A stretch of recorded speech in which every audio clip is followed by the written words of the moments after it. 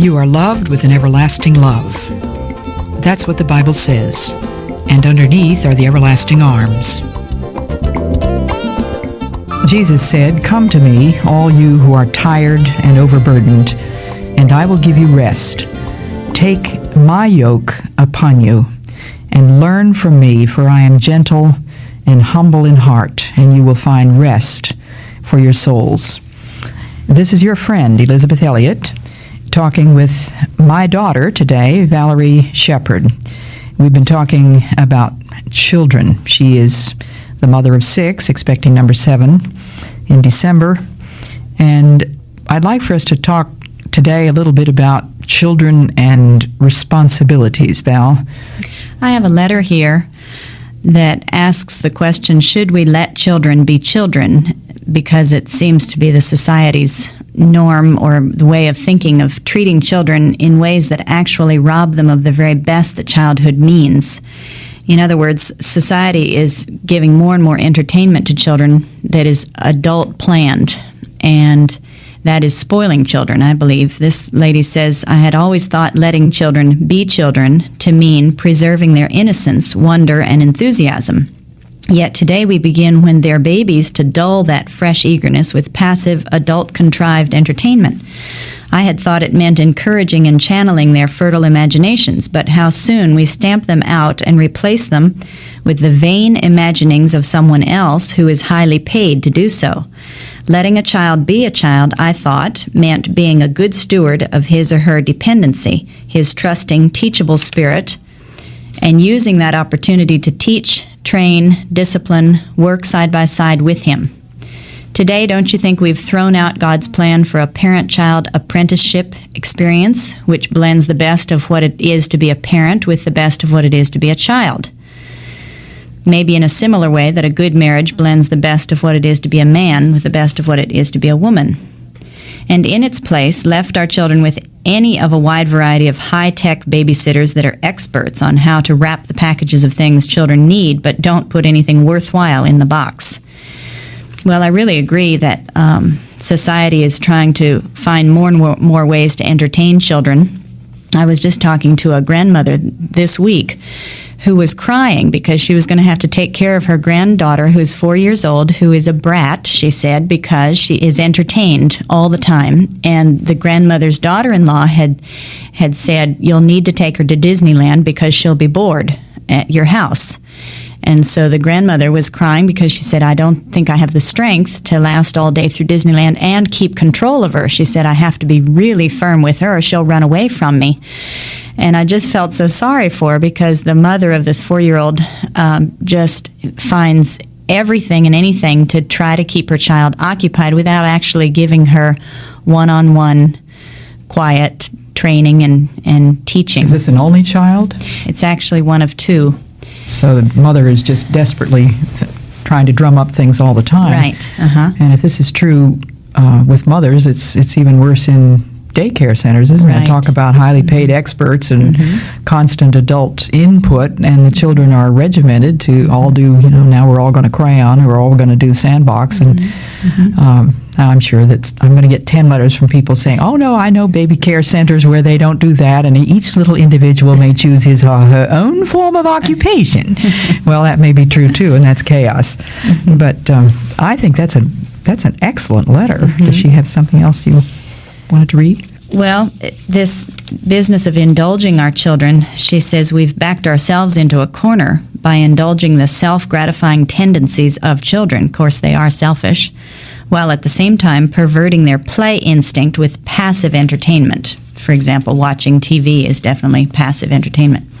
Now, it seems as though we keep making this self-fulfilling prophecy that children won't swallow anything that's good for them, whether it's work, good books, or music, or spiritual truth, unless it's first jazzed up, dressed up, candy-coated, degerminated, or otherwise disguised.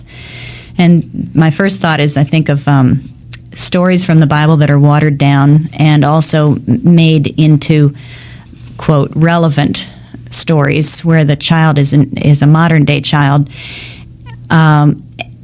Instead of telling the simple biblical story, just straight from the Bible, whether we read it or just tell the story just as it happened, I think children need to hear it as simply and as clearly as possible without the extra jazzing up and dressing up. Okay, so letting children be children, how do you do that, Val? Well, I don't entertain my children a lot, mainly because I don't have time to do it, but I really believe that children are more contented with fewer toys than they are with more toys.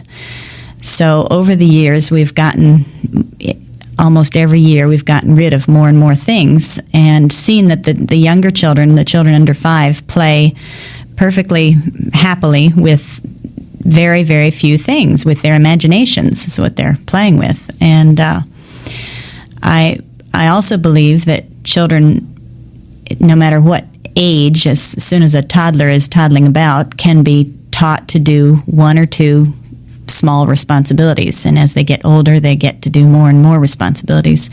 And so from the time a child is maybe 18 months old, 16 months old, they can start setting the table, they can start clearing the table, they can start putting things away from a dishwasher, they can empty waste baskets.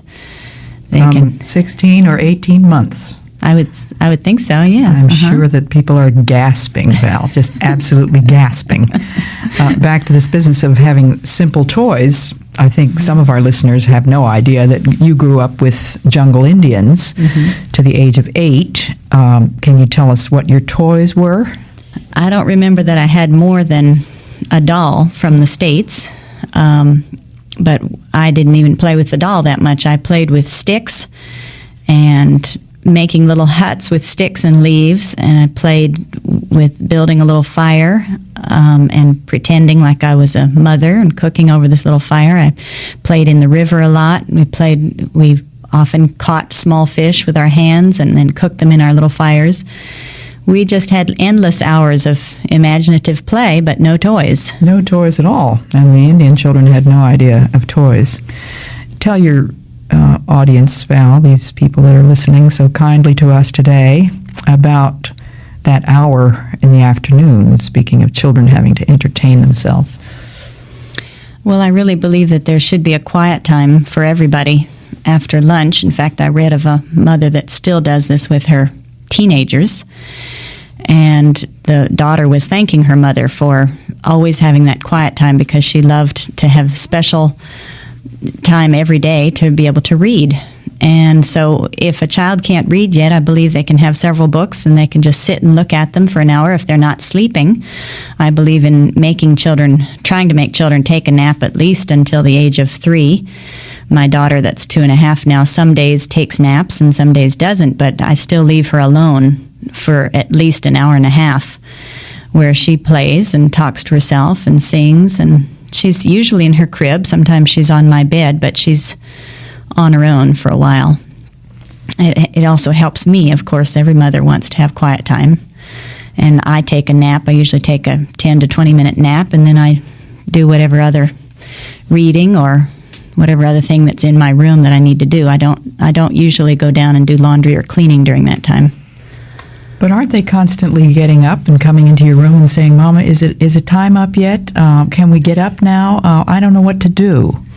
No, I start out with saying, "You must not leave your room until the timer rings." I often have a timer. Or I say, "You must not leave your room until I come and tell you that quiet time's over with." And they obey, but they have to get spankings up until they understand that they're not allowed to leave their room. And if a mother said to you, "Well, my 2-year-old, he wouldn't stay there for 5 minutes." Well, I'd say you're probably not disciplining him strongly enough and being clear with what you expect. How do you get across one simple message like that to a, shall we say, 18-month-old? Well, I remember with mine just looking at them straight in the eye and saying, "You must not get off the bed. If you get off the bed, Mommy will come spank you. Or you must not open the door. You must stay in here.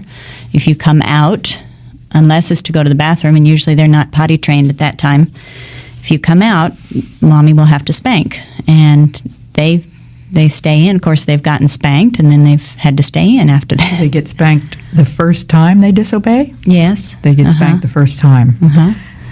So they get the message that Mama is serious. And I mean what I say. I mean exactly what I say. And I have had young mothers ask me, how in the world can you make a 2-year-old obey?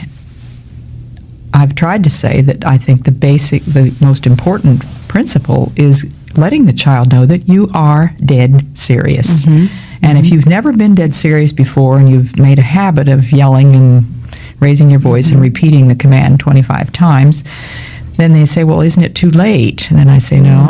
I would say go home, or if you're already home in your kitchen listening to this radio program, you could say to Susie, I have just learned something, and we are going to do it differently from now on, and look Susie straight in the eye and say, from now on, when Mama speaks or when I speak to you, I expect you to obey me. And if you don't obey me, you will get a spanking. Does that make sense? Yes, I've had to do that, not so much with direct disobedience as with disrespect, when I've allowed disrespectfulness to come out of their mouths and I've ignored it or not even realized that it was disrespect. I've had to go back to them and say, look, I've allowed some of this to go on without realizing it, and I want to ask your forgiveness. Thanks so much, Val, for being with us today. Gateway to Joy 48, Part 3 in a 4-part look at planning for family life with Valerie Elliott Shepard.